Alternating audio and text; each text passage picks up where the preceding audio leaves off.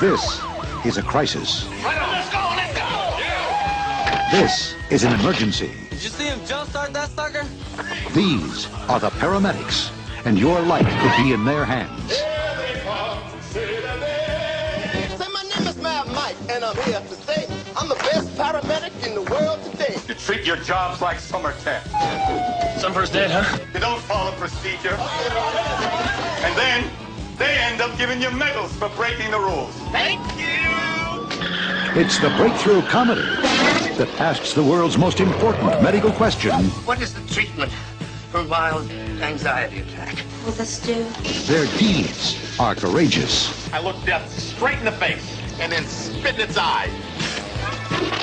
Their adventures are outrageous. Hey, I'll give you $5,000 for that heart. Cash? Ever hear about the food poisoning? And the excitement is contagious. Code 343, possible multiple injuries, contusions, neck injuries. Mine! You people either get your insurance cards ready or leave the premises. Paramedics! Hey guys, O's Communications, and welcome to my review of Paramedics. Paramedics is a 1988 comedy. I think it was released in theaters, but it did pretty much of nothing in the box office, so you could probably say it's pretty much direct-to-video from Vestron Video. It's a film I've been looking forward to seeing for years now. It's one of those movies that's been one of those, like, kind of obsessed with trying to track down to give it a look. Because I remember seeing the trailer with, rapping paramedics, and it just, I don't know, it just looked like fun to me. And I just got done watching it, and yeah, it was a lot of fun. I enjoyed it. I really had a lot of fun with Paramedics. Now, it's not a perfect comedy. No, not any means, no. Because there's a lot of jokes in it that aren't particularly funny. But I thought it was a very fun flick, though. It's one of those films you turn off your brain, you sit back, you enjoy. It's one of those movies it's the type of film you don't see made nowadays anymore. Type of just dumb fun. Just don't think about it. Just enjoy it for what it is. It's not meant to, this isn't a movie that's going to have a deep story. But I still enjoyed it, and I still thought it had a lot of different sort of things going for it. It's like definitely one of the most inane, and definitely one of the most absurd comedies I've seen from the 80s. I mean, this film has gangs. This has a gang fight in it. War zone. It has like paramedics trying to rescue people in the middle of a gang fight with machine guns and grenades and explosions and some dude with a nunchucks fighting some guys. It's craziness. It's totally just a absolute batshit craziness at moments in this film. The basic with Paramedics is basically it takes sort of the police academy route, but with paramedics. And I've looked at, there isn't very much any kind of people talking about this film. It's definitely a film that definitely was pretty much just forgotten about when it came out, and not very people talk about the movie. I know on that guy with the glasses website, the Nostalgia Critics site, someone made a little list of the worst movies they've ever seen, and Paramedics was on it, and it was right up there with the likes of other movies like Sexette and Lawnmower Man 2. And I'm like, it's not that bad.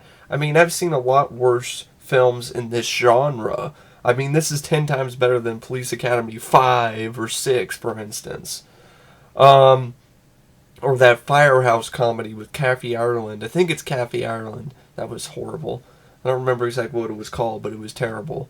But anyway, the film's directed by Stuart Margolin, who directed episodes, I think, of the Rockford Files, I think.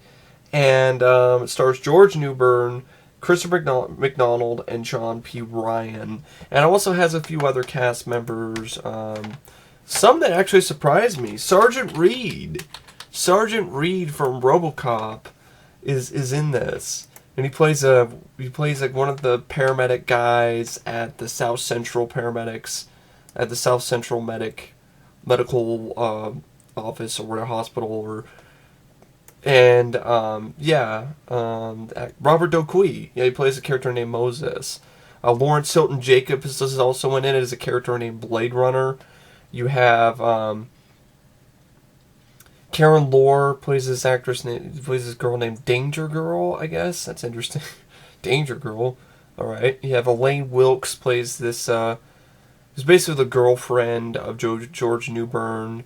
Lydie Denier, who's an absolute gorgeous woman. She plays a French woman named Liette, who becomes Christopher McDonald's love interest later in the film. Christopher McDonald, from Happy Gilmore fame, Shooter McGavin, he's in this as Mad Mike. And he's rocking an awesome 80s, blonde mullet. And you have George Newbern as Uptown. And the film pretty much did not much of anything. It doesn't really show that it even did anything in the box office. But it's just a fun, entertaining slice of 80s cheese. For me, I'm the type of guy who can handle cheese, a little bit more cheese than the normal average person. So this movie's a lot of fun to me. And also with the whole absurd aspect of it. So basically, just the plot is Mad Mike and Uptown are these successful, moderately successful paramedics. The only reason why Mad Mike even became a paramedic is so he could drive real fast. And I like the chemistry between George Newbern and Christopher McDonald. I thought they had good chemistry. You bought that they were friends, and I thought they were likable. For me, anyway. The person on the website I looked at, the only review I could find of this movie on the internet, didn't think that way. And that's their opinion, and that's cool. But I'm sorry, I've seen a lot worse movies than Paramedics. So, and a 3.8 out of 10 is way too low, in my opinion. But that's just me. But anyway, Paramedics. So actually, the film starts off with a really cool song.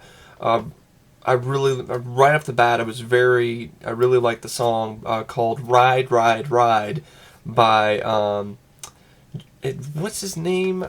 I just made MP3 of this guy's song, and I can't. It's Jim Messina. It's a singer named Jim Messing. I can't even say his name. Jim Messina. It's called Ride, Ride, Ride. Great beat, great tune, fun 80s. It was totally 80s and it's totally awesome. So I will post that.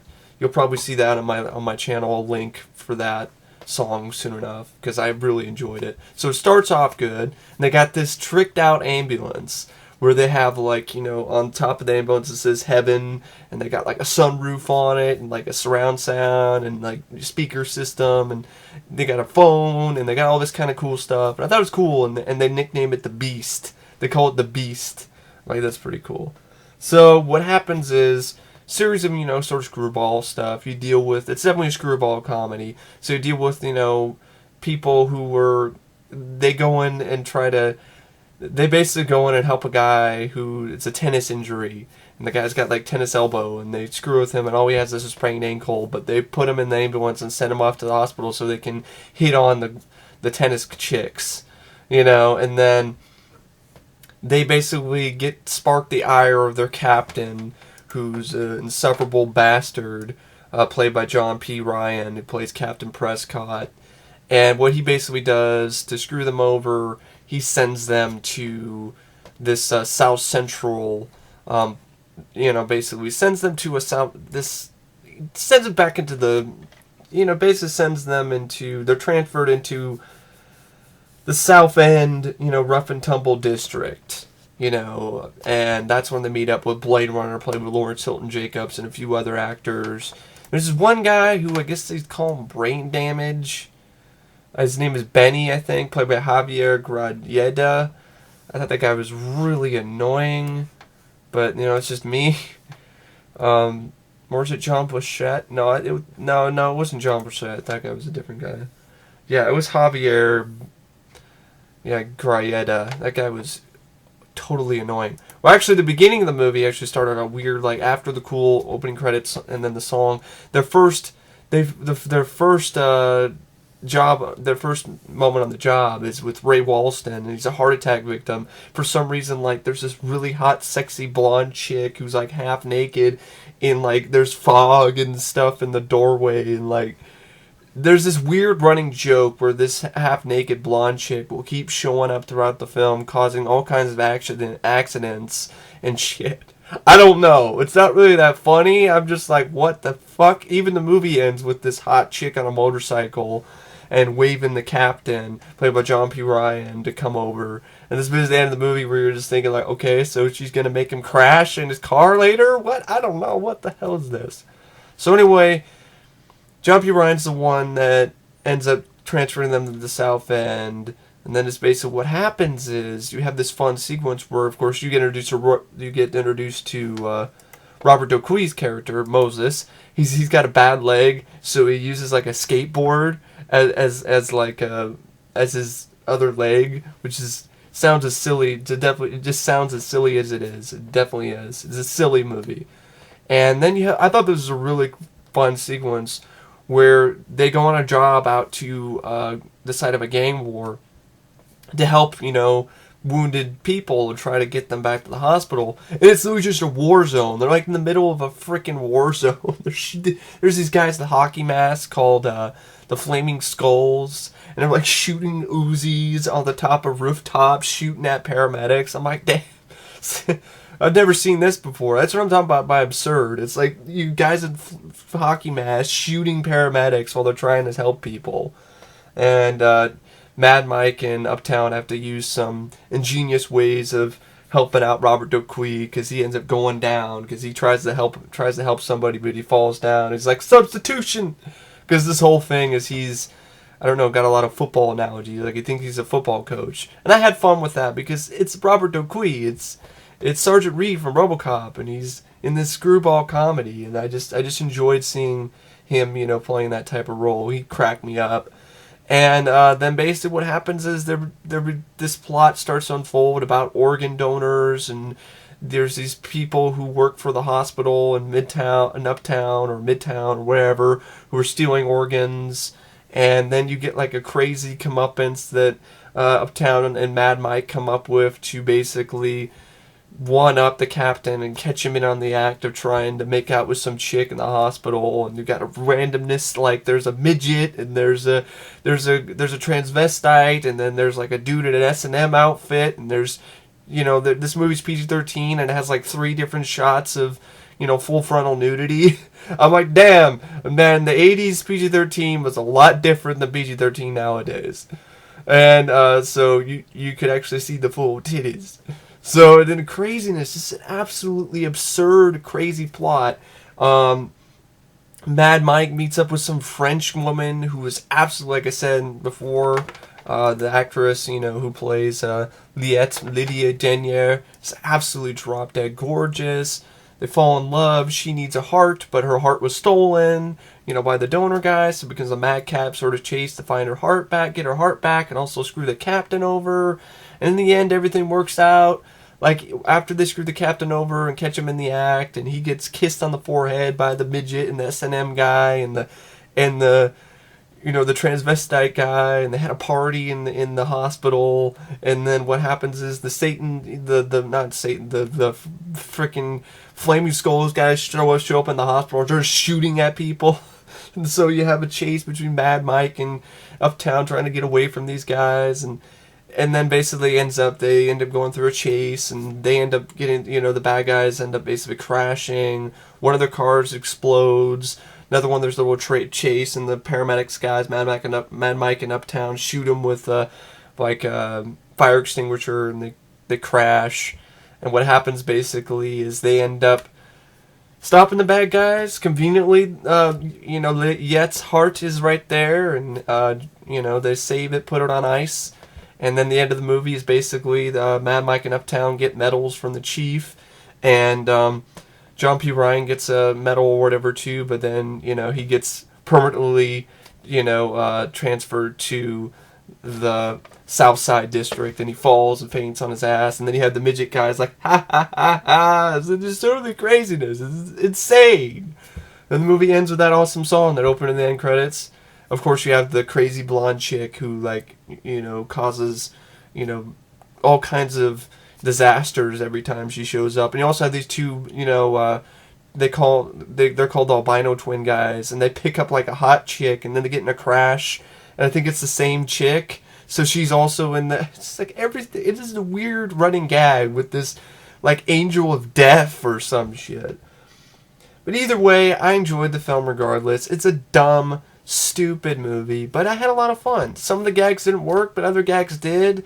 Some of the one-liners and quips were good. I didn't mind the rapping paramedic stuff at the end with Christopher McDonald.